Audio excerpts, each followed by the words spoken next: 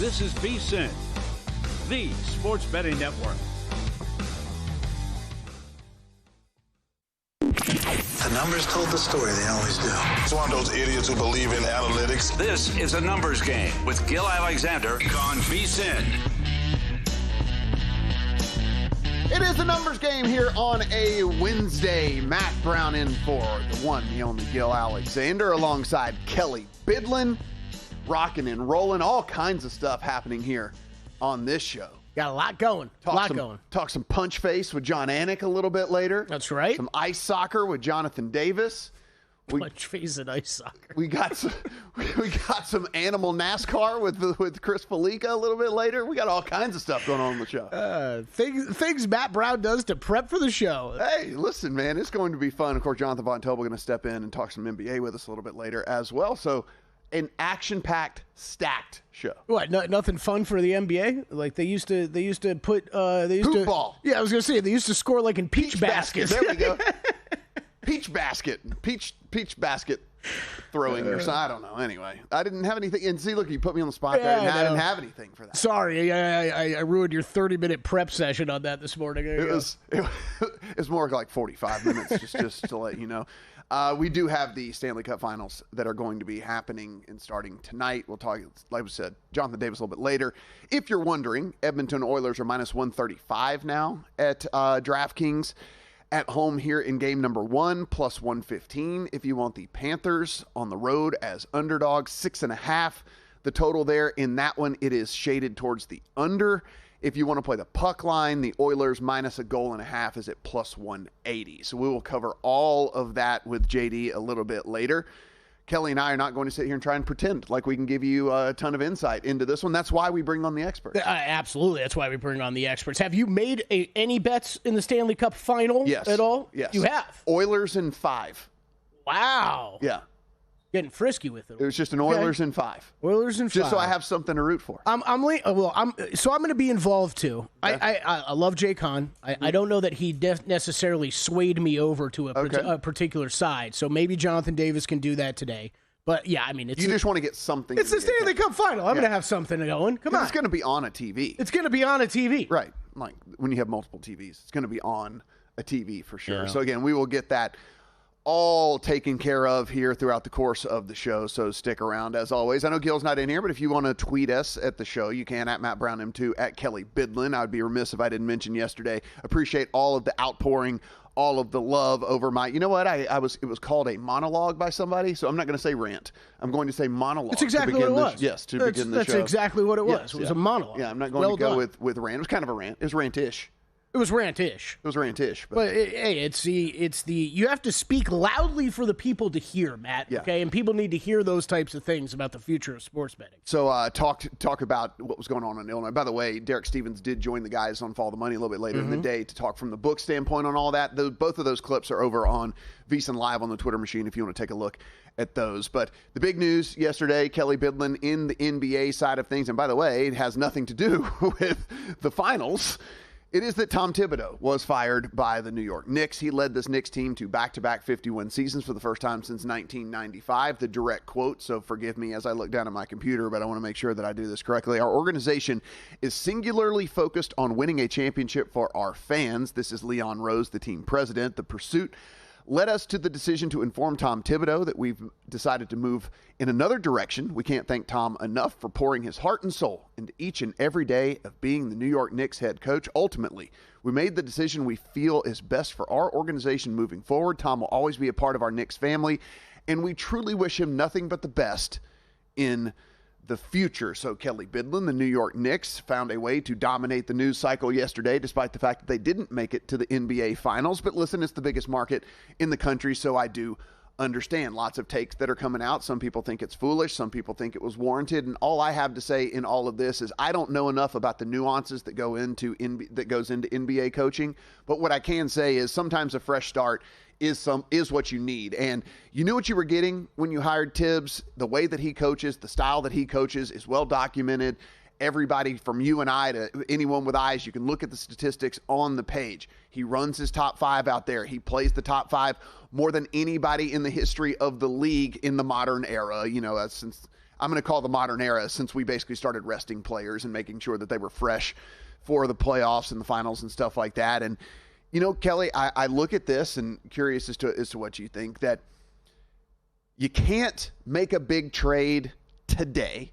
You can't overhaul this roster today, but you can decide that you're going to move in a new direction with the coach today. And so I think the Knicks just looked at it and said, hey, listen, we're going to have to do something regardless in the offseason if we're really going to make a push. We can't do any of that today, but what we can do is change the philosophy, change the style, and change maybe the culture of what we have going on in that locker room. And so we're going to move in a different direction from a coaching standpoint. Yeah, I mean, I think you nailed it completely. Look, this was, I said a week ago, I said a couple weeks ago up here, I don't think that a couple things weren't out of possibilities yet, when that was the Knicks firing Tom Thibodeau or the Oklahoma City Thunder being involved in the Giannis Antetokounmpo sweepstakes. I don't think any of those can be ruled out unless one of those teams wins the NBA Finals. So that was Knicks losing the Eastern Conference Finals. I don't think this should be a surprise to anybody. I guess I'm a little shocked at how stunned some of the New York media seems, because they were the ones reporting basically all season long, and especially heading into the playoffs, talking about him being on the hot seat. And I think we've seen in the NBA now, at least in recent years, some of this doesn't matter. Some of these teams have made up their minds beforehand of what they're going to do. I mean, Mike Malone got ousted in Denver. Like, this is not even close to the worst, firing, if we're going to go there, of a head coach this season. Mike Malone, who built Nikola Jokic into the MVP player that he is, got shown the door in Denver. So I don't know. I'm not really shocked with this. I think you are absolutely on point with, there's not much they can do with this roster right now, and I do not blame Tibbs for that at all. I think there is some front office and ownership issues that are always going to be in the way when we talk about New York Knicks and the New York Knicks and decisions that they make with the roster. Which will go into the next coach talk as well, right? Because you look here and you see, like,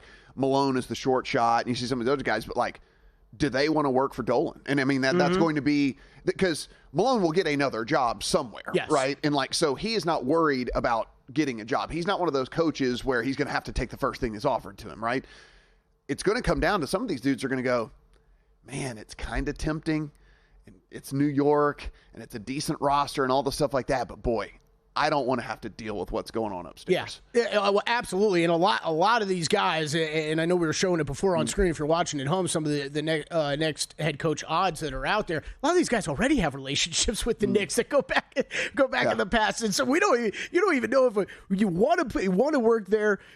Some of the past is going to come into play too. And then I think you got to step back and look at the roster and say, how good is this roster good enough to win an NBA Finals? And I've got major questions about that right now, Matt. I mean, yes, you're going to be in a weaker Eastern Conference next year. The divide between the West and the East is going to grow even bigger next year. And the Knicks should be still a top 3 team in the East, but is it good enough to go out there and beat an Oklahoma City Thunder team like we're talking about all this week? And I don't even think they're close. So as far as these next head coach odds, I don't know how realistic it is, Matt, but there's one name I think that the Knicks are starting with and should start with, and he's a guy that's been talked a lot about. I mean, it's a big-name coach, but it's a guy that's gotten a lot of credit for what he did with the Clippers this past season and the Celtics last year in different assistant and consulting roles, and that is Jeff Van Gundy. I mean, players...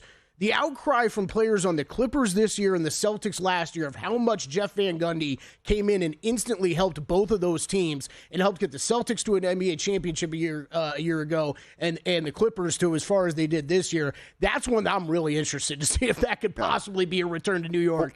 For the radio audience out there, Malone plus 125, Johnny Bryant 4-1, Jay Wright, Mike Budenholzer, Rick Brunson, all 15-1. Monty Williams, Taylor Jenkins, John Calipari, Dan Hurley, all 20-1. And then Jeff Van Gundy at 25-1. The only one that really stands out to me is Mike Malone, and that's the one I'd say is I don't like that price at all. Again, you have a guy that gets fired because he was arguing with the front office. Like in Denver, do you really want to go into a situation where you know it's a difficult? I don't think. Again, he's going to get hired somewhere else anyway. It doesn't matter. He didn't have to go to New York.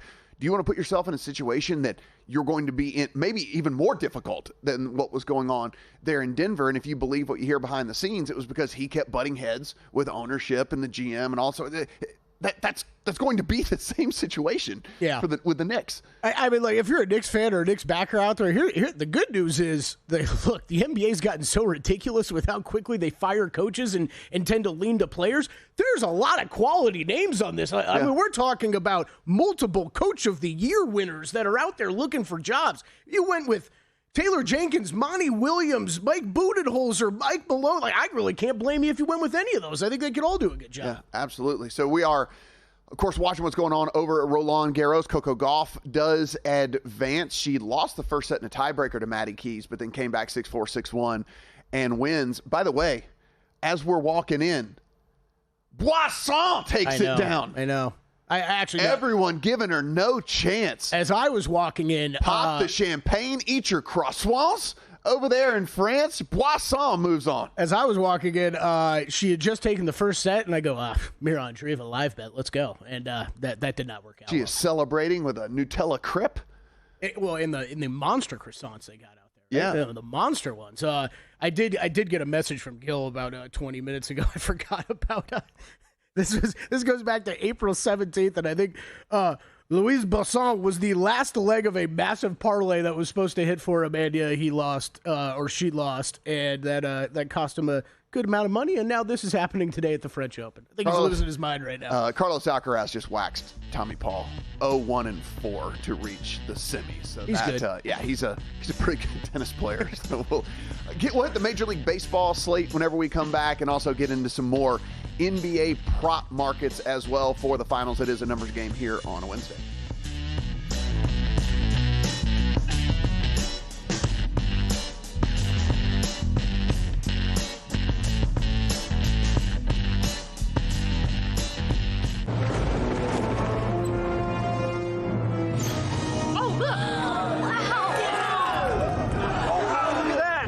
What's the guarantee? Derek? Mike, time to make history.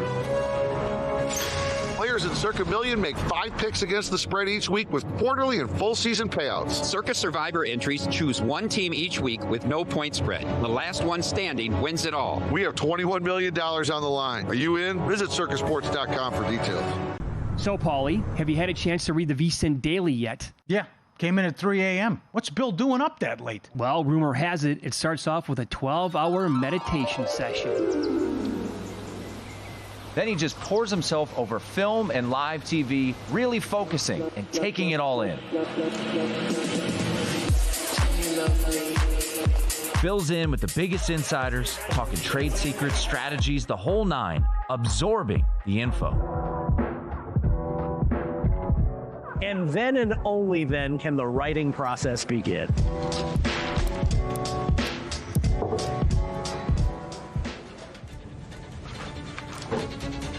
In Las Vegas, Bill's late night becomes your early morning. Wake up to the very latest betting insights in your inbox with the VSiN Daily.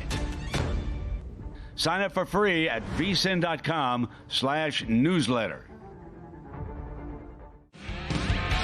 Coming up on the next edition of Follow the Money, the rematch is here of last year's Stanley Cup Final, and Eddie Olczyk, live from the arena, will preview it as the puck drops tonight, Game 1 TNT. Jeff Davis will join the show as well, top trader at Circa. We'll also be joined by Jeff Seeley. He'll give out his best bets for the Canadian Open. Mike Palm with another edition of You Cannot Be Serious, and best bets from Matt Humans. Follow the Money, 4 to 7 Eastern on VSiN, the Sports Betting Network, Sirius XM Channel 158. Check out the website for all the betting tools.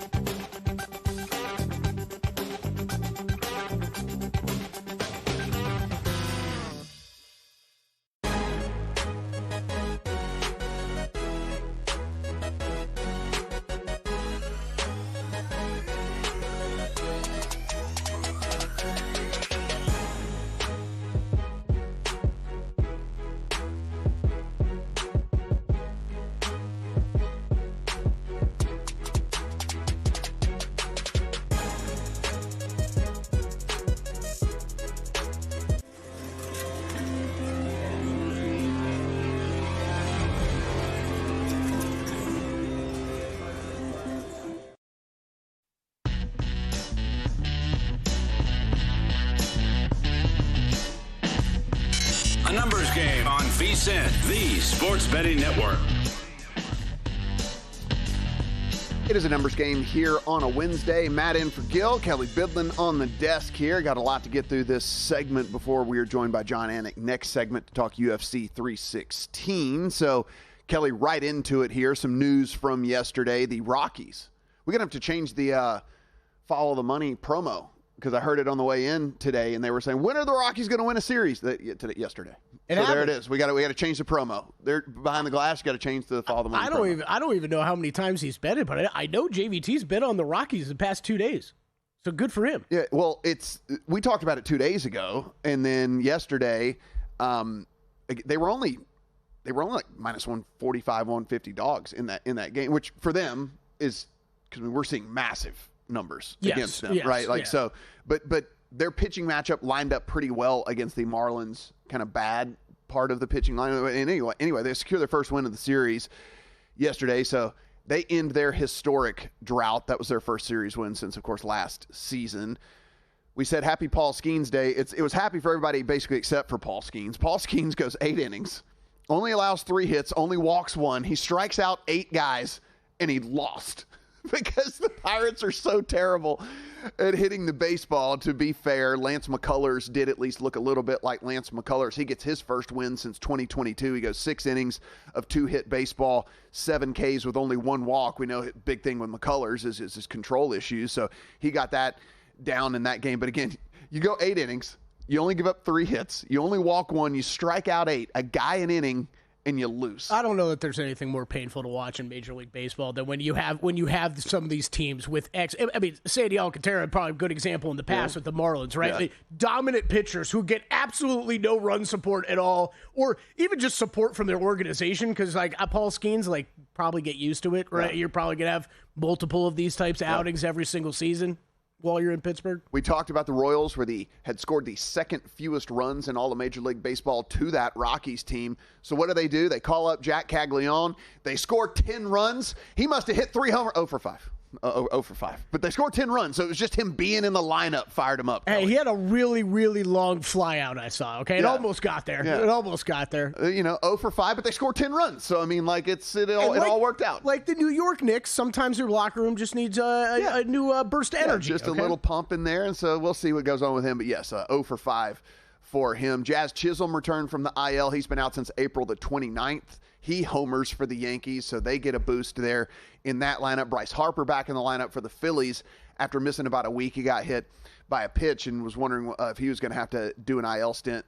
That was not the case, and he also hit a homer whenever he came back as well. Both of our overs hit last night, Kelly Bidlin. So, yeah, you did. Look at you. 2-0 day there in Major League Baseball. Real quick, guys. Are you perfect on the week on a numbers game so far? Yeah, we're perfect. Wow. We have not lost. We have not lost so far, so we'll have a couple today, probably, but can't win them all, as we say. Let's real quick, just kind of like what's going on out there in baseball. I know it's hard to keep up. There's a lot of stuff going on right now. Kind of the who's hot, who's not right now. The Red Sox in that not category. They are 2-8 in their last 10.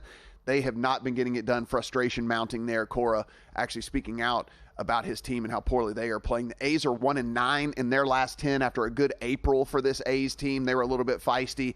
They have now settled back in as one of the worst teams in all of baseball. They've lost 8 straight games. The Braves, Giants, and Diamondbacks all 3-7 in their last 10 games. And the Diamondbacks have actually won 2 in a row. They have been 1-9 in their trailing 10 games. So they are in a real funk right now as well. On the good side of things, Yankees, Rays, and Orioles, all 3 of these AL East teams are 7-3 in their last 10. The Tigers and Astros also 7-3 in their last 10. Over in the NL, Mets, Cubs, and Brewers all 8-2 in their last 10 games. Padres 7-3 in their last 10. And Kelly, if you look at the standings, only 1 game behind the Dodgers in the NL West. Now, you look at run differential, +80 to +18, but still only 1 game back there for this Padres team chasing the Dodgers. 80's better. 80 is better than 18. I believe in the long-term success of the team that's +80. Yeah. Well, because they're not sweating games late. Right. Yeah, like, that's the thing. They're coasting to wins as opposed to, like, nail-biters at the end. Yeah, I mean, that's it feels like a couple years now, but it's like the NL West would be really, really interesting if the Dodgers weren't there. Yeah, it didn't exist. That said, I mean, listen, hey, Padres, keep winning. Make it fun for us at least into the dog days. I mean, we talked to Mark Borchard yesterday. He's still been high, been high on the Diamondbacks all year. I think I've heard some extra love for the Giants still not being a complete sleeper out there. It's a good division. Fenway, wind blowing out to left center today, guys, and it's nearly 90 degrees. So if you want to play some home run props there in that game. Wind blowing out again in Sacramento, blowing out to left in Tampa, but there is some possible showers. Also in St. Louis, some weather as well. So just as you are making either your bets or DFS lineups or whatever it might be, just make sure that weather has cleared out there for all of them. We have some morning baseball today. Well, morning for us, day baseball for everybody else. Brewers and the Reds. I'm playing the Reds at -117. I have been backing Andrew Abbott for this Reds team over and over and over and over again. I also took him over 4.5 strikeouts in this game as well for Abbott. You go in, and Kelly, this guy is actually legit real deal here. I know some of these small sample size stuff, and you worry about what you're getting from some of these pitchers, but Andrew Abbott, to me, if you kind of watch, you look at the underlying stats as well, surface statistics tell us that he's a 151 ERA pitcher. Well, that's obviously not the case, but he is about a mid-threes dude. And if you actually look at the xERA, 3.05. And so that is very, very real. Also a 28% K rate for him, still with a sub 10% walk rate. So I'm playing Abbott today against the Brewers in some day baseball. Also playing the Phillies against the Jays today. It was -105 when I got it, but I believe that number has been on the move. So let's see. I've got Phillies -107 to 112. Yeah. So not terrible. But Mick Abel is a guy that you probably never heard of unless you pay attention to baseball a ton, but one of their big prospects. He came up, actually made a start a couple of weeks ago, was absolutely fantastic. He's been carving up AAA down there. He gets the call to come back up and play against the Blue Jays, and this is as much a play on Mick Abel as it is a play against Jose Barrios, who I absolutely love fading at any and all opportunities when I'm getting a decent price on that. As we mentioned, Bryce Harper back in that lineup for this Phillies team as well, which only makes them a little bit more potent. So give me the Phillies on the road behind Mick Abel, going up against the Blue Jays as well. Now, Kelly, while we have some time here, I do want to get some thoughts on you because you are playing the prop market in the NBA Finals. I know that you have a 3-point prop. Is that correct?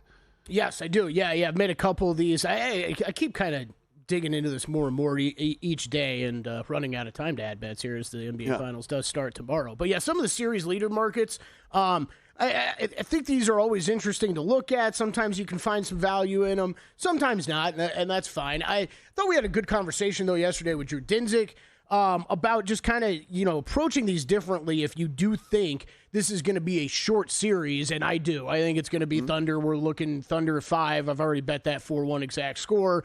It could be 4. I think it could be a sweep. And I think if you're looking at that, if you're looking at a shorter series, there's more value in betting some of the longer shots, whether you're talking finals MVP, whether you're talking markets like this, because of less games that happen, you could have 1 or 2 outlier performances by one of the longer shots, and they're in play to steal this. I think a good example is just a series ago, Anthony Edwards leading that series in rebounds for between Minnesota and Oklahoma City. So I did get involved in a couple of these. For threes, I did bet Lou Dort at 6-1. Look, going into this, Halliburton's a big favorite for 3-pointers. I think as far as how we see the games played, it's going to be even more threes from the Pacers than what we normally see from this team, just because I think they're going to really struggle, Matt, getting inside, running effective offense against this Thunder defense. Thunder are going to push them further out. I think they're going to be launching up some threes. So you're probably going to get some more attempts from Halliburton, even than what we're used to. I think he's the rightful favorite, but Lou Dort, on the other side, he is going to draw the weakest defensive matchup on the Pacers side every time they're down on that side of the floor. That's usually going to be Tyrese Halliburton. I think the way that the Thunder run offense, you're going to see a lot of open looks from Lou Dort. Dort has 6.4 3-point attempts is what he's averaging during the playoffs. It's 7.1 for Halliburton. Dort would be second, though, in this in just attempts between these two teams. Neesmith and Jalen Williams come in at third and fourth at 5.4 and 5.3 respectively. So you're going to get the volume there, and I like the chances of him being able to get that at 6-1. I think that's a good number. I don't think Neesmith should be shorter than Dort there, especially. So bet that 6-1. And then most assist market, I did make a bet there as well. I'm going SGA. This is really just a bet, and you can get him about 4-1 or a little bit higher than that right now. We're seeing 5-1 over at DraftKings. Great number on that bet. Same sort of thing, right, Matt? Like, I think this is only Halliburton or SGA that ends up winning this for most assists, the two main dominant ball handlers for both teams. But if the Pacers are not able to run effective offense and it turns into a lot more Halliburton chucking up long threes and being forced to shoot, I think there's a lot of value on an SGA number of 5-1. And any blowouts, too, you might see Halliburton on the bench, right? And so fewer minutes for him as well in the game. So all of those, again, will be recapped over on the VSiN.com/picks page. UFC 316 with John Anik when we come back.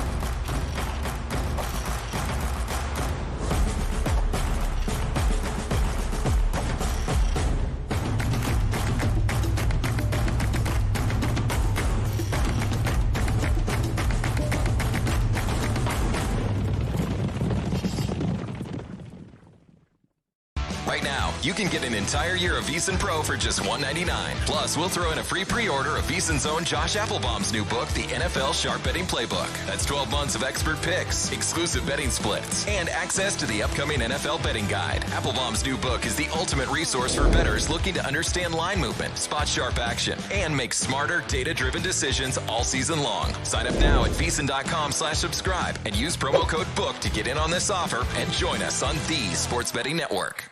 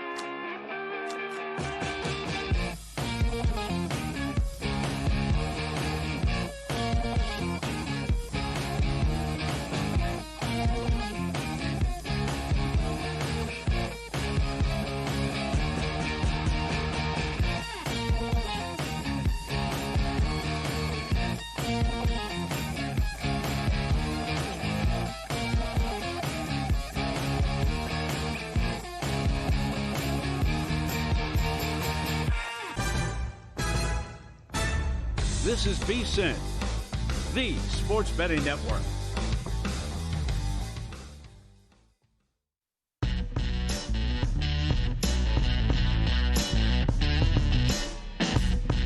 A numbers game on VSiN, the sports betting network.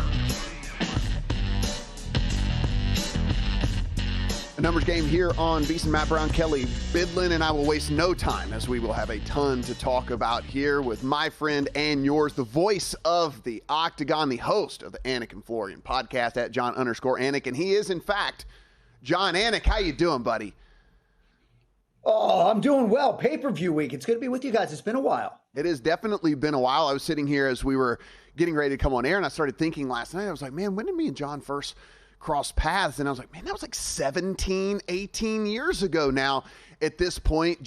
For those of you that don't know, old school John Anik came up in the poker streets, right, Kelly, over there at ESPN before transferring over into the MMA world. And I met John way back at the Bluff Magazine days and the poker days. And so, as you said, our career are exactly the same. Here I am say it on air. Here I am filling in for somebody else. And John Anik, rich, famous, got his podcast, got his own brand of stuff. And well, look at this guy over here.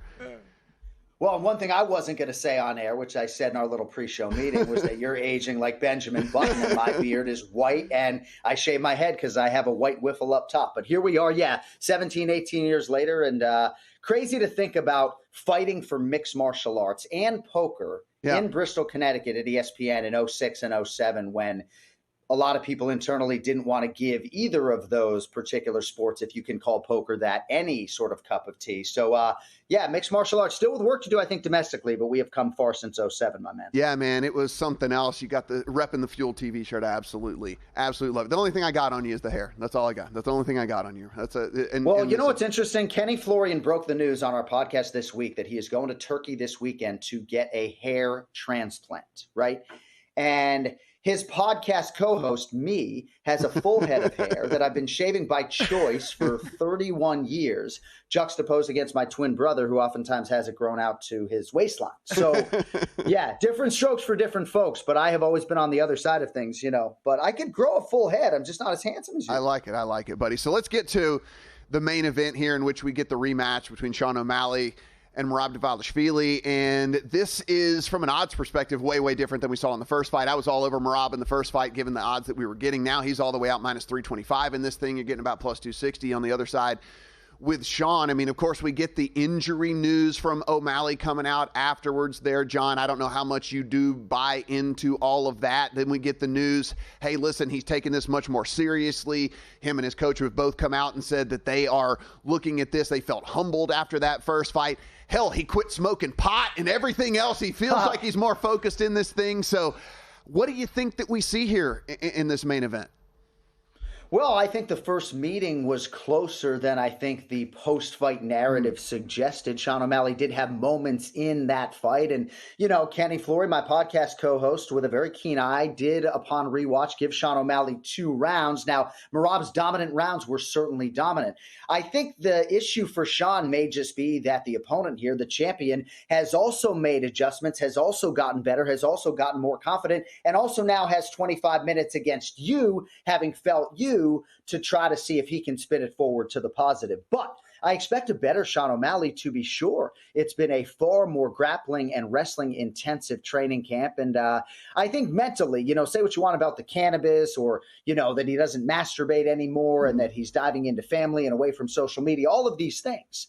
I think ultimately it's going to be about the work and the cardiovascular base and creating a moment early on in this fight that maybe changes the complexion, because the man with whom he is dealing, I think a lot of your audience understands this. Merab Dvalishvili is a machine. Even his teammates suggest he's not like a regular human. So it's a daunting task for Sean, but if you're asking me if I see value on that side, I do. In the women's co-main event here, we're looking at Juliana Pena and Kayla Harrison. This is massive, minus 600-ish range, something like that on Harrison. You're getting back 440, 450, something like that on Pena, despite the fact that she's the one with the belt in this thing. And John, we bet numbers sometimes, and not necessarily a dollar for a dollar. You're always betting Kayla Harrison. Like if you're getting a dollar for a dollar, no matter what, you're getting over 4.5 to 1 if you're betting Pena in this thing. Is there a world that exists in which Pena, with the experience, now we have seen Kayla Harrison go to decision and lose, and that's actually wasn't at the beginning of her career or anything. I mean, that was well into her career. So we have seen her lose a 5-rounder before. Can Pena drag this into the deep waters? Can she get this thing and make it ugly somehow, test the cardio, test the gas tank, get into the championship rounds, and maybe steal a couple? Absolutely. If anyone can, it is Juliana Pena. And look no further than what she was able to do against Amanda Nunes in sort of walking through punishment and producing singularly one of the biggest wins in mixed martial arts history. If this fight was happening at featherweight, and let us be clear, Juliana Pena is not a featherweight. But if it was happening at featherweight, Matt, Kayla Harrison would be like minus 1,200. So the fight before the fight is a huge part of this. And the notion that Kayla Harrison, despite her world-class decorated nature as an athlete and a 2-time Olympic champion, the notion that she's going to be able to make 135 pounds 5-6 times in defending this title, I just don't believe it. So if you're looking to bet Kayla Harrison, right? And again, to save a dog's life, we're all probably on the Kayla Harrison side, right? But if you're looking to bet Kayla Harrison, I would certainly wait and watch Friday and see how that sort of evaporates and expires before I'd be racing to the window. Juliana Pena is an absolute dog, and that is trite phraseology, Matt, when it comes to MMA, right? Yeah, she's an absolute savage. But, bro, she absolutely is. She's confident in herself. She feels like she's around the right training partners, Bilal Muhammad, Mike Valley commanding that entire training camp. I'd love to come on here, as a non-play-by-play announcer and be like, bro, she's live, plus 500. I'm just telling you that when the going gets tough, the last thing she's looking for is a way out, and I think that would be encouraging for anyone on the Pena side. Yeah, I mean, that's kind of the way that I look at this fight. Given the number that we're getting, I think there's only one way that I could go as a bettor, and that would be on the side of the dog. Of course, talking to John Anik here, you already know the voice, but I will let you know. Yes, it is, in fact, John Anik that we have on the program here. So let's go a little bit further down the card here, and we see Patchy Mix, and people who are not familiar with Patchy Mix, getting thrown into the deep end here, into a pay-per-view, making his debut. Certainly a guy that is an exciting fighter in all this. John, what can people expect from him in the octagon? I absolutely love this fight. So Patchy Mix has come in and suggested that he is the best submission guy in this division. And you'd be hard to argue otherwise. In terms of pedigree, he comes in as credentialed as any UFC newcomer, certainly in recent memory and maybe of all time, decorated former Bellator champion. I think superlatively for me, it's just the way teammates and training partners and high-level fighters speak about him that jumps off the film or out of the page or out of the room for me. So I'm excited to see him compete on this stage. I don't think he'll be daunted by it. Mario Bautista quietly has won 7 fights in a row at 135 pounds. His strength of schedule hasn't really been great up until the Jose Aldo win. I know a lot of people, the handicappers on the Anik and Florian podcast, absolutely love Patchy Mix at anything below minus 200 where he resides right now. I just love the confidence. I love the pedigree. I love that he's engaged to Tatiana Suarez. He is so married to the game. And, he trains and is ready 24/7, 365. So he's ready to fight a guy who is certainly top 10 in the UFC. I can't wait to see Patchy Mix on this platform. Great human being, great fighter, trains with Merab Dvalishvili. And hey, man, if Merab and Patchy both win this weekend, it might be teammate versus teammate in the not too distant future. We'll see. Vicente Luque and Kevin Holland are going to kick things off on the pay-per-view card. Is there anything here to say other than let's just root for violence? It's going to be great. It really is. And it's sort of hard to believe, just given the near 50 fights between them in the UFC, that they haven't shown up in each other's bracket until this fight. I love Kevin Holland at welterweight. Now, as a human being and in a broad sense, I like when guys compete more closely to their natural weight class, and that would be 85, I guess, for Kevin Holland. And he likes to sort of live his life as a middleweight. But he can realize great success as a welterweight, and I think he could present a lot of different problems with his frame and just his unorthodox nature for a guy like Vicente Luque. And Luque, while meat and potatoes, man, you know, it's like Wagyu beef and like some nicely fried crisp potatoes, you know. So Vicente Luque's got a lot of different weapons in his arsenal as well. You know, both come in and find Fettel having won their last fight. So, you know, great way to kick off the pay-per-view. You know, anytime the play-by-play guy says that this is a monster pay-per-view, people are like, yeah, all right, dude, you know, you're selling the fight. But I'm telling you, like, I can't wait to get to The Rock Saturday night. We got about 30 seconds here, John. I'm not going to ask you about your Red Sox and what's going on there or whatever, but how excited are you about the Patriots? How excited are you about the Patriots, though? Come on, that was a good offseason. Well, I mean, a lot of pressure on Drake May. I mean, you think there's pressure on Patchy Mix this weekend, Matt. There's a lot of pressure on Drake May because what they have done foundationally around him in terms of infrastructure and player development, player acquisitions, and then, of course, Mike Vrabel. By the way, I'll leave you with this. Mike Vrabel, of all the celebrities I've met, was the least excited to meet me of anyone. And I love it, right? I love that the Patriots head coach didn't enjoy meeting me at all, right? Because he's hard-nosed. He's no nonsense. What does he care about meeting an announcer? But my stage manager, Niner, brought him over, you know, because I'm a Patriots fan, he couldn't care less. Absolutely awesome. You still owe me a round of golf and some drinks next time you're back in Vegas, buddy. Thanks for dropping by. John Anik, catch him this week, UFC 316. Thank you, guys. When we come back, let's talk some hockey with Jonathan Davis.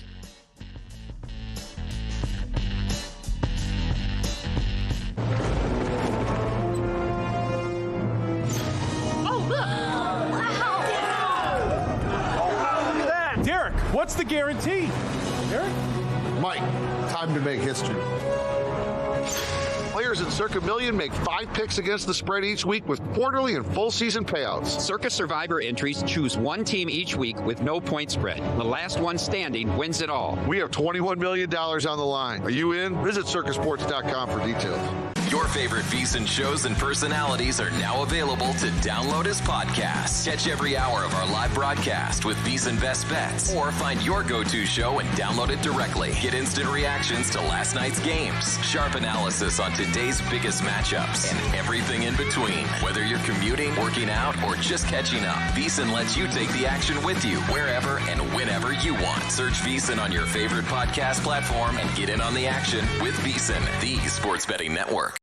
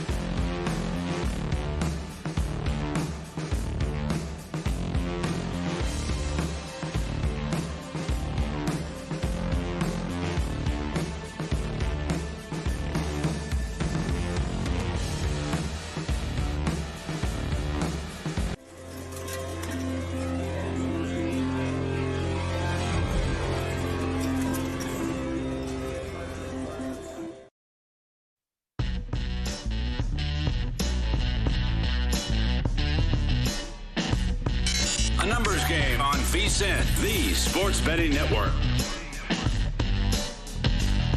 A numbers game, Matt, in for Gil. A quick reminder, guys, sharpplays.com.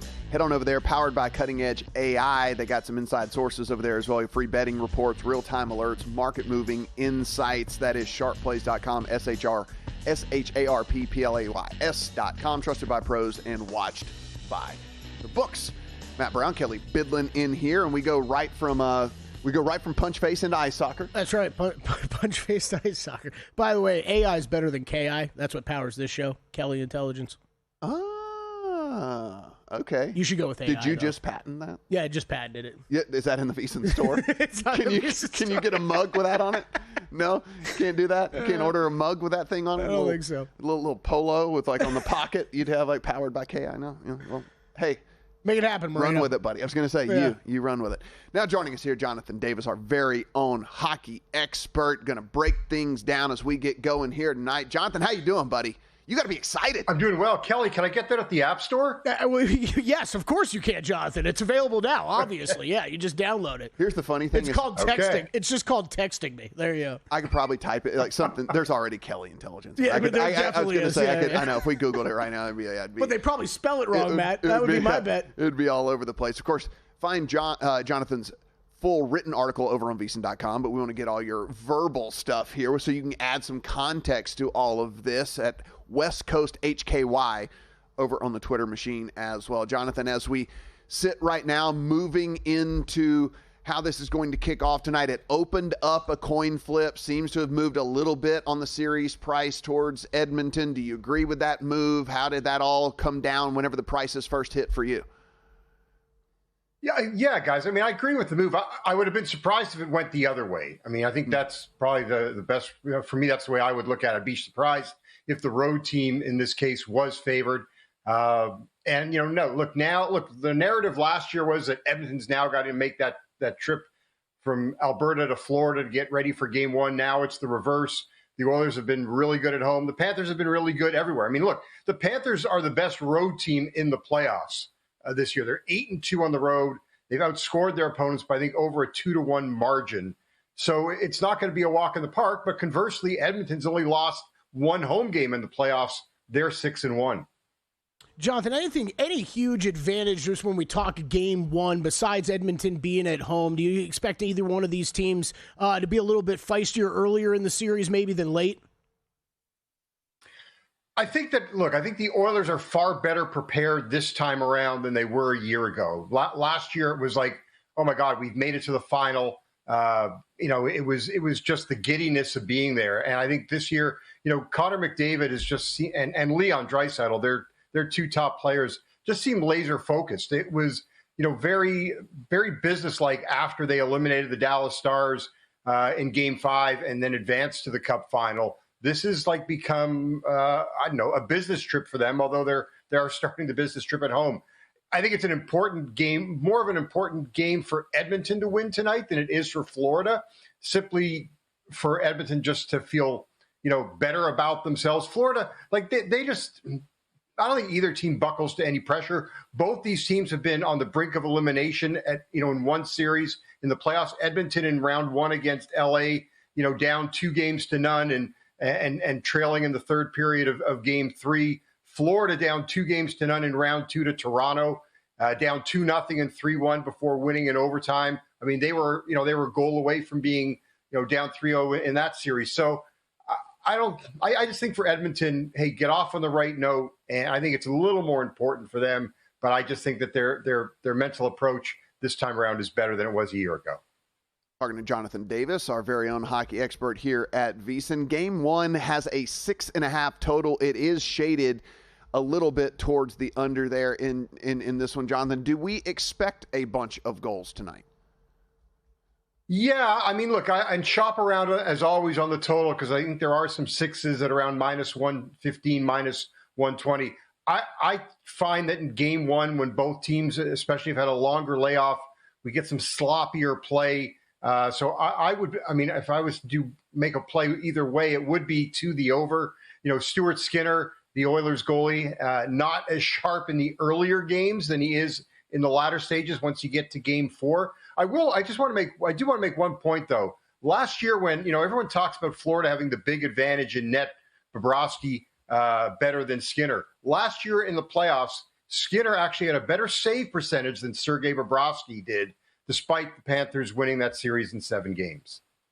Wow, okay, that's a good one. I was going to ask you, are there any other storylines that you feel like are not being talked about nearly enough as we head into the Stanley Cup Final? I know it's really easy to focus on a rematch from last year, but is there anything under the radar that could maybe lead to some prop bets or anything, Jonathan, that you're looking at? Well, I mean, look, I think that, a couple of guys that I would watch for Evander Kane and Corey Perry for the Edmonton Oilers. Corey Perry's, 40 years old and still buzzing along. He's tied for the team lead in goals with 7. I would look to Corey Perry, to get at least 2 goals in the playoffs. Gets some time on the top line, plays on the number 1 power play unit. He is a rat, as he will freely admit, out there on the ice. And Evander Kane, with Zach Hyman of the Oilers out for the playoffs, his role gets elevated. He missed all of the regular season, and he's looked really good in the playoffs. This is the type of series for him, or I think for the Edmonton side, that he benefits. And then on the Florida side, pay attention to Carter Verhaeghe. Outside of Leon Draisaitl, no player has scored more goals over the last 3 years in the playoffs than Leon Draisaitl. Carter Verhaeghe's second in goals scored. So he's one that I would be paying attention to.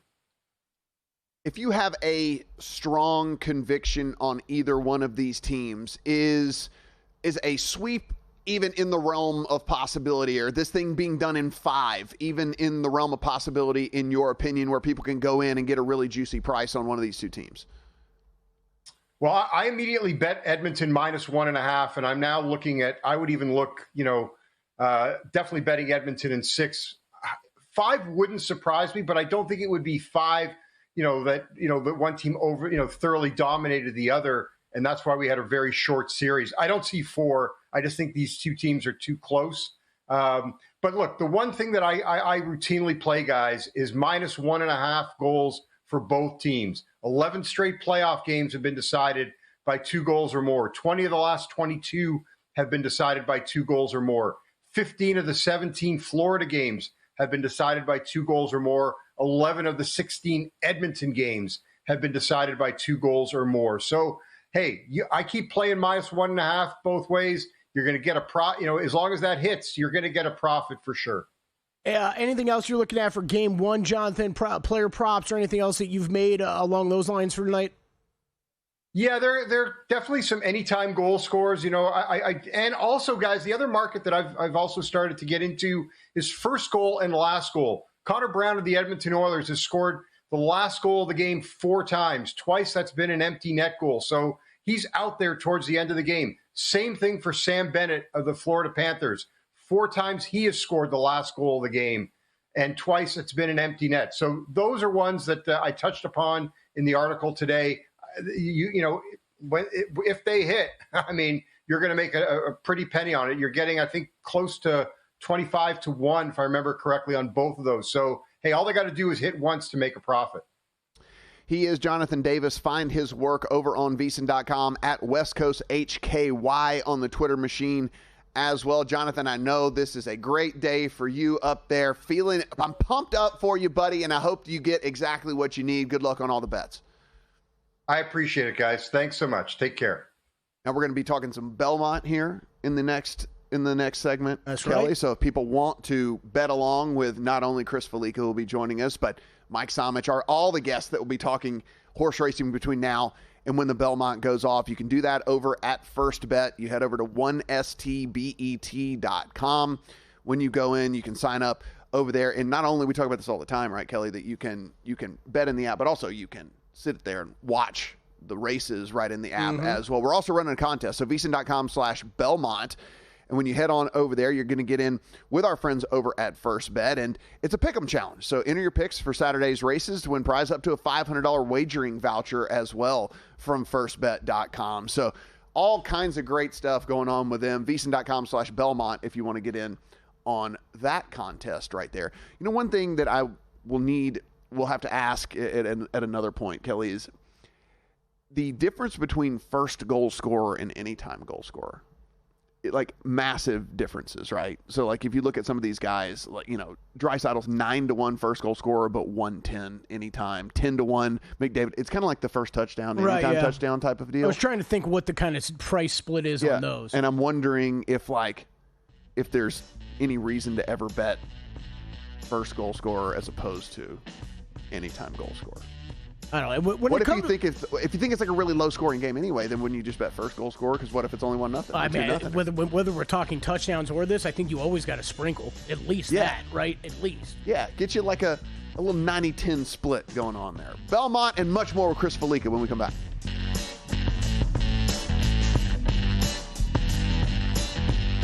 And we're out. Okay, give me 1 sec. I need to load funds into my game.